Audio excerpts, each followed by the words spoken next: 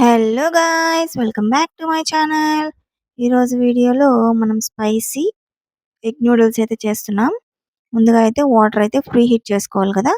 అలా బాయిల్ చేసుకున్న తర్వాత నూడిల్స్ని అయితే వేసుకుందాం. నేను ఒకరికి చేస్తున్నాను కాబట్టి కొంచెమే వేసుకుంటున్నాను. ఆల్రెడీ హీట్ చేసాం కాబట్టి వాటర్లో వేయగానే కొంచెం సాఫ్ట్ అయిపోతాయి అన్నమాట నూడిల్స్.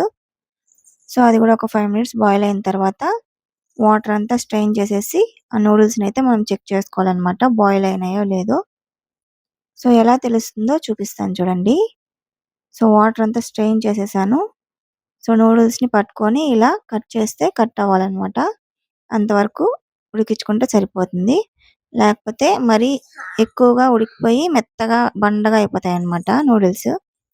నెక్స్ట్ అయితే మన హీరో ఇంగ్రీడియంట్ ఎగ్స్ని అయితే ఇలా బీట్ చేసుకోవాలి. నేనైతే ఒక 2 ఎగ్స్ని తీసుకొని ఇలా బీట్ చేసుకుంటున్నా.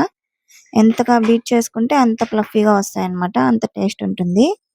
సో నెక్స్ట్ అయితే ఒక ప్యాన్ తీసుకొని కొంచెం ఆయిల్ వేసుకొని అది హీట్ అయిన తర్వాత ముందుగా బీట్ చేసి పెట్టుకున్న ఎగ్ని కూడా వేసుకునేసి కలపకుండా అలా ఉడికించుకున్న తర్వాత చిన్న చిన్న పీసెస్గా అయితే కట్ చేసుకుందాం.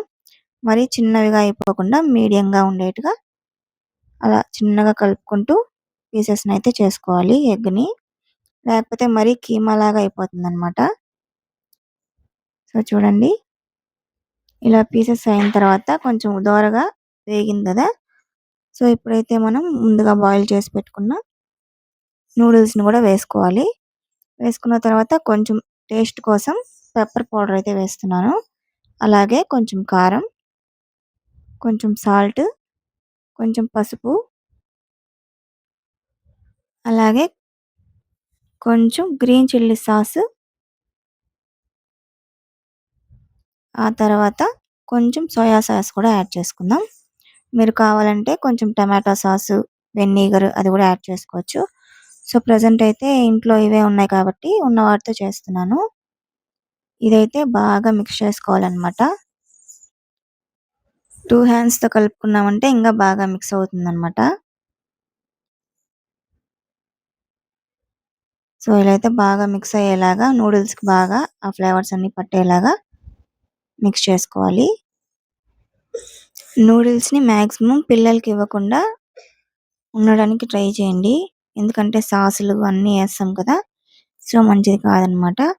సో మనకి ఎప్పుడైనా క్రేవింగ్స్ వచ్చినప్పుడు ఏదైనా కారం కారంగా తినాలనిపించినప్పుడు చేసుకుంటే బాగుంటుంది. సో మన స్పైసీ ఎగ్ నూడిల్స్ అయితే రెడీ అండి. ఇలా వేడివేడిగా ఉన్నప్పుడే ఒక ఫోర్క్ తీసుకొని ఇలా రౌండ్ చేసుకొని తింటే చాలా చాలా యమ్మీగా ఉంటాయండి. Thanks for watching.